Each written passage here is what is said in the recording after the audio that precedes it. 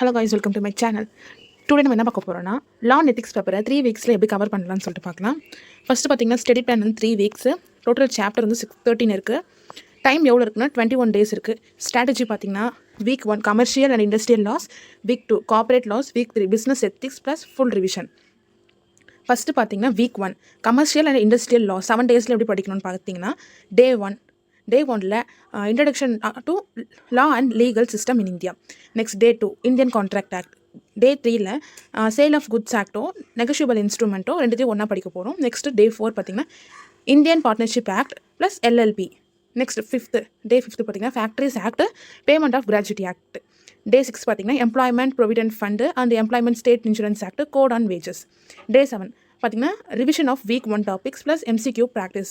இந்த மாதிரி பண்ணிங்கன்னா அந்த டாபிக் உங்களுக்கு ஃபுல்லாக வந்துட்டு நல்லா மெமரைஸ் ஆகும். அது உங்களால் வந்துட்டு ஈஸியாக வந்துட்டு படிக்கவும் முடியும். ஸோ மக்கப் பண்ணாதீங்க.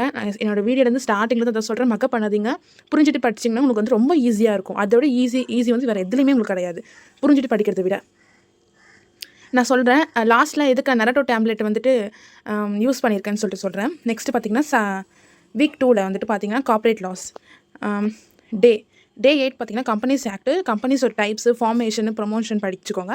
டே 9 பார்த்தீங்கன்னா கம்பெனிஸ் ஆக்டில் இருக்க டேரக்டர்ஸ் குவாலிஃபிகேஷன் டிஸ்குவாலிஃபிகேஷன் படிச்சுக்கோங்க. டே 10 பார்த்தீங்கன்னா கம்பெனிஸ் ஆக்டில் இருக்கிற operation, financial control, internal control. Day 11 பார்த்தீங்கன்னா கம்பெனிஸ் ஆக்டில் இருக்க shareholders rights, key manager பர்சன்ஸோட இது பார்த்துக்கலாம்.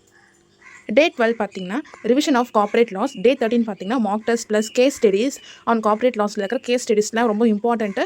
நீங்கள் வந்துட்டு இன்டர்மீடியேட்டுக்கு வந்துட்டு நீங்கள் என்ன பண்ணுறீங்கன்னா எதுக்குமே கேஸ் ஸ்டடி வந்து கேட்க மாட்டாங்க. ஒரே ஒரு லாஸ்ட்டில் மட்டும் கேஸ் ஸ்டடிக்கு நீங்கள் தான் வந்துட்டு முடிவு சொல்கிற மாதிரி இருக்கும். நீங்கள் ஒரு கொஷின் கேட்டுருந்தாங்கன்னா இந்த மாதிரிலாம் இந்த கேஸ் நடந்திருக்கு, இந்த மெத்தடில் இந்த மாதிரி நடந்திருக்கு அப்படின்னு சொல்லி கேஸ் ஸ்டடி நீங்கள் வந்து எடுத்துட்டிங்கன்னா உங்களுக்கு வந்து உங்களுக்கு வந்து எக்ஸ்ட்ரா மார்க்ஸ் கிடைக்கக்கூடிய சான்சஸ் இருக்குது அந்த ஒரு கொஷினுக்கு.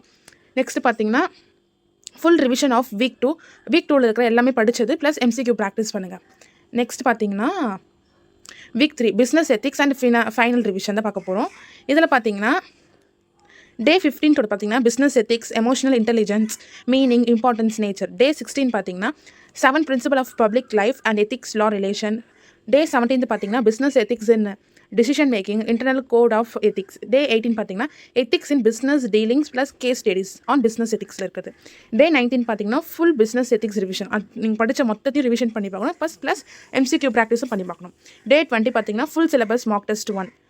ஒரு பர்டிகுலராக டைம் எடுத்துட்டு இதுக்குள்ளே நீங்கள் முடிக்கணும்னு சொல்லிட்டு மாக் டெஸ்ட் 1 கண்டக்ட் பண்ணுங்கள். நெக்ஸ்ட் 21 அப்போ ஃபுல் சிலபஸ் மாக் டெஸ்ட் 2. அதுக்கு ஒரு டைம் பீரியட் வச்சு நீங்கள் வந்து டெஸ்ட் எழுதி பாருங்கள். நெக்ஸ்ட் இது சின்ன ஒரு அட்வைஸ் மாதிரி எடுத்துக்கோங்க, இது வந்துட்டு ரொம்ப யூஸ்ஃபுல்லாக இருக்கும்.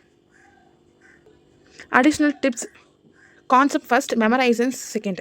ஃபஸ்ட்டு கான்செப்ட் நல்லா வந்துட்டு புரிஞ்சுக்கோங்க, அதுக்கப்புறமேட்டு மனப்பாடம் பண்ண ஸ்டார்ட் பண்ணுங்கள். அண்டர்ஸ்டாண்ட் த கான்செப்ட், அதுதான். நெக்ஸ்ட் டெய்லி 2 to 3 ஹவர்ஸ் கிட்ட படிக்கணும்.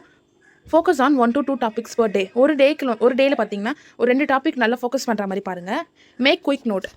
உங்களுக்கு எது முக்கியமான பாயிண்ட்ஸாக இருக்கோ, கேஸ்லாலோ எத்திக்கல் பிரின்சிபல்ஸ்லையோ ஏதாச்சும் செக்ஷன்ஸ் இம்பார்ட்டன்ட், ஏதாச்சும் ஒரு வேர்ட்ஸ் இம்பார்ட்டண்ட்டாக இருந்துச்சுன்னா பக்கத்துலேயோ சின்ன நோட் வச்சு எழுத ஸ்டார்ட் பண்ணணும். நெக்ஸ்ட்டு பாஸ்ட் பேப்பர்ஸ்லாம் வந்துட்டு சால்வ் பண்ண கற்றுக்கோங்க. நெக்ஸ்ட் MCQ அதெல்லாம் கிளியர் பண்ண கற்றுக்கிறீங்க. ஆல்மோஸ்ட் நீங்கள் படித்த மாதிரி ஃபுல்லாக ஃபினிஷ் பண்ண மாதிரி தான். நெக்ஸ்ட்டு பார்த்தீங்கன்னா ஃப்ளோ சார்ட் அந்த மாதிரி நிறைய வந்துட்டு சின்ன க்ரியேட்டிவ் வே வந்து நீங்கள் க்ரியேட் பண்ணி வச்சிங்கன்னா உங்கள் நோட்டில் இது ஈஸியாக இருக்கும் படிக்கிறதுக்கு.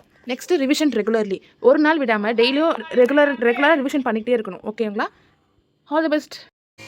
அண்ட் நான் எதுக்கு நரட்டோ டேப்லெட் வந்துட்டு போட்டிருந்தேன்னா இதுக்கு போட்டிருக்கிறேன்னா பிகாஸ் நரட்டோ பார்த்தீங்கன்னா வந்துட்டு அவனுக்கு கேரக்டர் பார்த்தவங்களுக்கு தெரியும், கேரக்டர் எப்படிப்பட்ட கேரக்டர். அவன் வந்து எப்பவுமே லாஸ்ட் பெஞ்சில் தான் உட்காந்துருப்பான். எதுலேயுமே அவனுக்கு இன்ட்ரெஸ்ட்டே இருக்காது, அவனுக்கு வந்து எதுலேயுமே இன்ட்ரெஸ்ட் இருக்காது.